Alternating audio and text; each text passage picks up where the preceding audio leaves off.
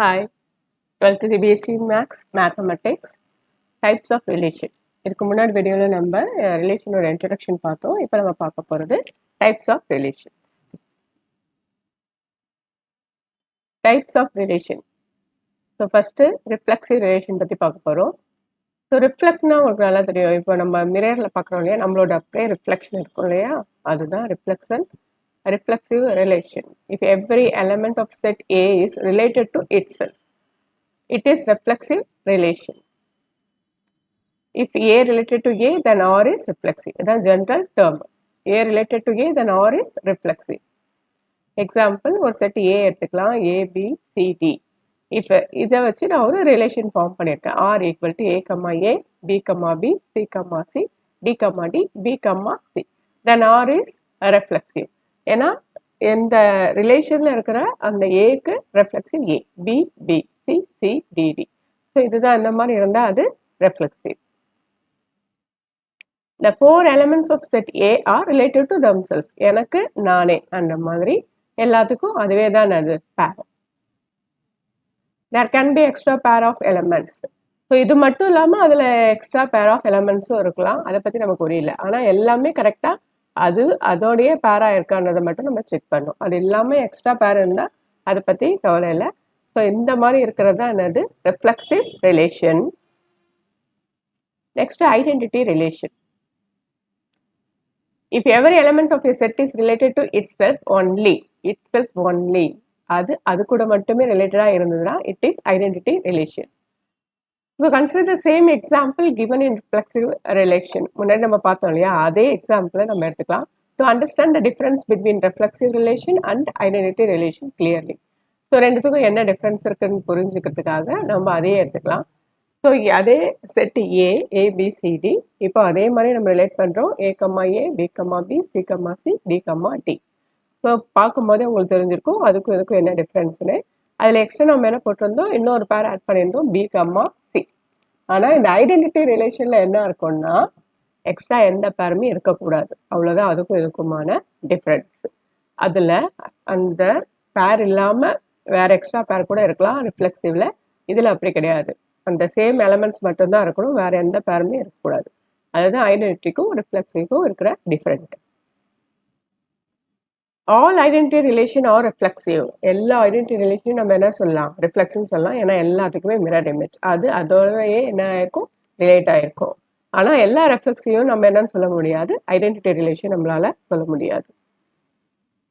அடுத்து symmetric relation. If an element A related to another element B, that implies B is related to A, then R is symmetric. So எப்படி general termனா, if A related to B, that implies B related to A, then R is symmetric. Example ஒரு set எடுத்துக்கலாம், 1, 2, 3, 4. இப்போ R வந்து ஏதோ ஒரு relation கொடுத்து நான் கொடுத்துருக்கேன். 1, 1, 2, 2, 1, 1, 3, 3, 1. ஸோ இப்போ எப்படி நீங்கள் இதில் சிமெட்ரிக் செக் பண்ணுறீங்கன்னா, இப்போ 1, 2 இருந்துச்சுன்னா கம்பல்சரி அங்கே என்ன இருக்கணும், 2, 1. அதேமாதிரி 1, 3னா 3, 1. ஸோ A to Bனா B to A கம்பல்சரி அதில் இருக்கணும். A ரிலேட்டட் டு Bனா B ரிலேட்டட் டு ஏவும் அதில் இருக்கணும். அந்த செட்டில் இருக்கணும், அந்த ரிலேஷனில் இருக்கணும். ஸோ அந்த மாதிரி இருந்துச்சுன்னா அது என்னது சிமெட்ரிக் ரிலேஷன். ஸோ அடுத்து transitive relation.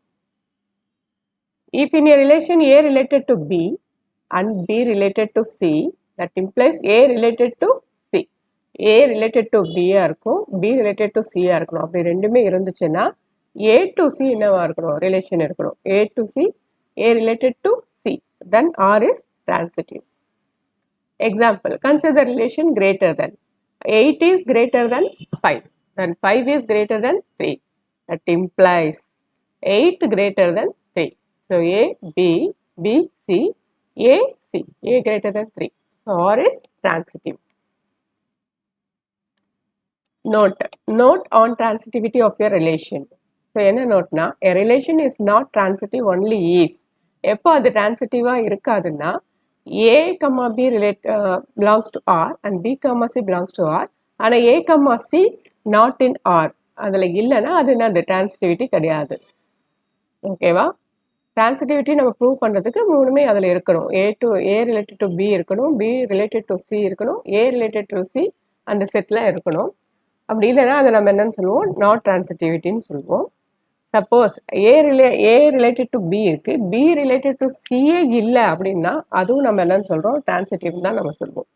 A comma B belongs to R இருக்கு, ஆனால் பி கமா சி அங்கே இல்லைன்னா அதுவும் நம்ம என்னன்னு சொல்லலாம், டிரான்சிட்டிவ்னு சொல்லலாம். அடுத்து void relation or empty relation. அதுக்கு ஆன்சரே வரல அப்போனா அது என்னது, எம்ப்டி ரிலேஷன். இப்போ அதுக்கு ஒரு எக்ஸாம்பிள் எடுத்துக்கலாம்.